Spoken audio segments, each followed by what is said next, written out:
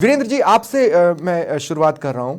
आज जब हम प्राण प्रतिष्ठा से कुछ ही समय पहले यहां पर बैठकर बात कर रहे हैं, क्या 1992 का दौर अब भी याद आता है या अब चीजें उससे बहुत आगे चल चुकी हैं, खुशी इतनी है कि अब पुरानी पीछे मुड़कर देखने की जरूरत ना हो?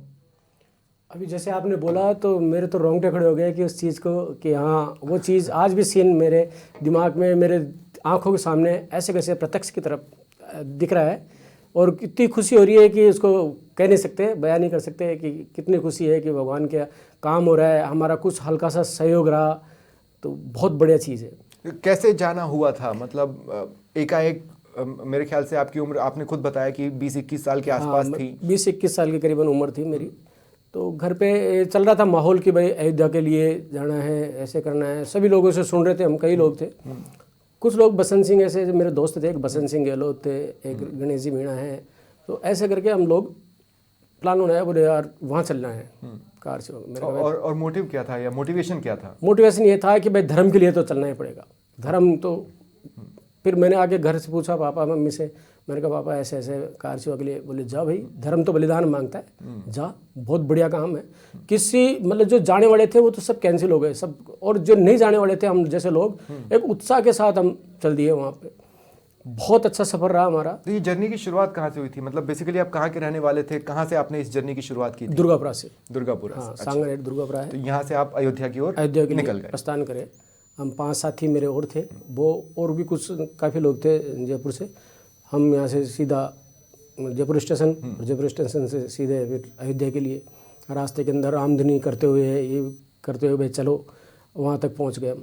और मोड ऑफ ट्रांसपोर्ट क्या था, ट्रेन या बस? ट्रेन से। ट्रेन से। ट्रेन से। तो ट्रेन में भी ऐसा ही माहौल रहा होगा? बहुत अधिकतर लोग तो उस समय उधर ही जाने वाले थे। बहुत अच्छा, सभी लोग, सभी जो यात्री थे उसके अंदर सब लोगों ने हमारी मदद करी, बहुत ज़बरदस्त मदद करी कि सीट वगैरह भी दी कि चलो आप लोग बैठ जाओ। मैंने कहा नहीं नहीं, बुजुर्ग हैं तो वो पहले बैठेंगे, हम तो बच्चे हैं अभी, छोटी सी उम्र है। तो मैंने कहा हम तो करेंगे। तो बोलो ठीक है। हम वहाँ 30 नवंबर को यहाँ से निकले और पहुँच गए वहाँ जाकर हमने देखा कि हाँ माहौल भगवान के देखा। तो वो मंदिर एक तरह से मंदिर ही था, वो मस्जिद नहीं थी, वो मंदिर ही था। उसमें चारों तरफ से इतनी बड़ा विशाल मंदिर था। उस पर सिर्फ एक जगह लिखा हुआ था कि अल्लाह की फरिश्ते उतरने का स्थान, और उसको विवादित बना दिया, कुछ भी नहीं था। हम रोज़ वहाँ के दर्शन करते, सरयू में नहाते, आराम से चारों तरफ घूम फिर के रामधनी करते, भजन वगैरह करते, अब मंदिरों में घूमते, ऐसे करते करते 5 दिसंबर हो गया।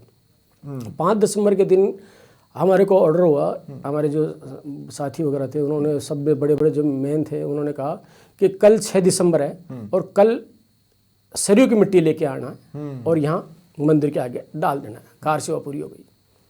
हम लोग वहाँ से आए वापस, शाम को खाना अभी नहीं खाया। मैंने कहा यार इस काम के लिए थोड़ी आया कि सरयू की मिट्टी ला कर यहाँ छोड़ देंगे, ये हो गया। मैंने कहा इसके लिए नहीं आए। सब उदास हो गए, खाना भी नहीं खाया, उदास से रहने लग गए। मैंने कहा हमारे जो बड़े थे उनको बोला मैंने भाई साहब इस चक्कर में इसके लिए नहीं आए हम तो इसको कलंक को ही हटाना है, इसको साफ ही करना है। तो बोले अब भाई आगे से ऑर्डर आ गए, आप ऐसे करो। ऐसे करते करते हम सुबह 10 साढ़े 10 बजे वहाँ जहाँ मंदिर था उसके सामने मंच लगा हुआ था, रितुमरा थे, अडवाणी जी थे, सिंघल थे, कई जो बड़े बड़े नेता थे, वो भाषण चल रहा था। क्या बोल रहे थे आप लोगों से वो? अडवाणी जी का भाषण खत्म हुआ था, रितुमरा खड़े हुए थे। रितुमरा ने कहा कि भाई मंदिर तो यहीं बनाएंगे, इस तरीके से वो बातें कर रहे थे। इतने में मैं सामने था बिल्कुल, और पीछे मंदिर था। अच्छा। छोटे छोटे कंकर आने लग गए। मैंने कहा यार भाई साहब कंकर आ रहे हैं यार, कहीं से कोई कंकर मार रहा है। इतने में कंकर की बारिश हो गई जबरदस्त। मैंने बारिश हुई तो सब लोगों के इधर उधर हो गए। पुलिस जो चारों तरफ इतना पैरा था कि परिंदा भी पर नहीं मार सकता था उसमें, इतनी फोर्स लगी हुई थी उसमें। मैंने कहा कंकर आ गए तो अब गोलियां वोलियां चलेगी।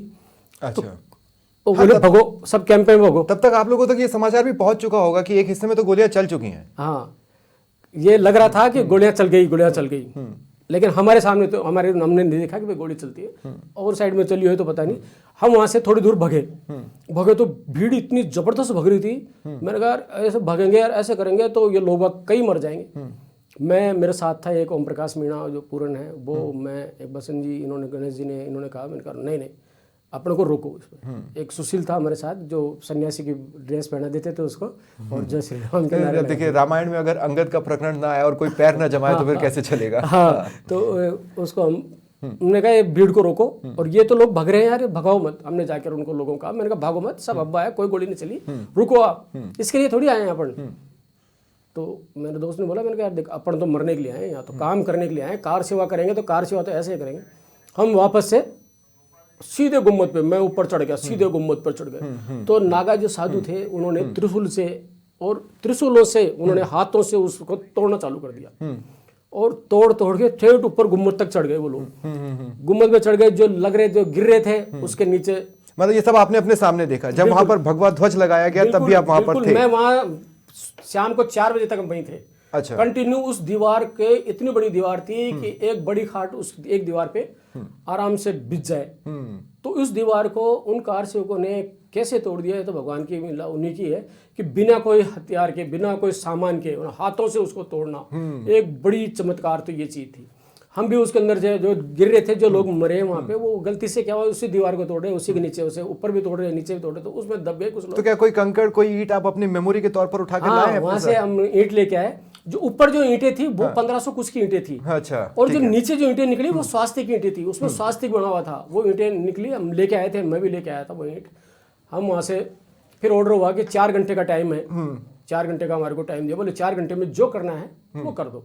4 घंटे में उसको देखो आप, इतने विशाल जो मंदिर था उसको, मंदिर मस्जिद जो भी उसको याद करता था, उसको बिल्कुल साफ कर दिया और पूरा चबूतरा बना दिया। वहाँ पर भगवान राम लल्ला की मूर्तियाँ कर दी स्थापित। मैंने इसीलिए कहा शुरुआत में कि गिलहरी का योगदान, वो ये कहानी क्यों याद आती है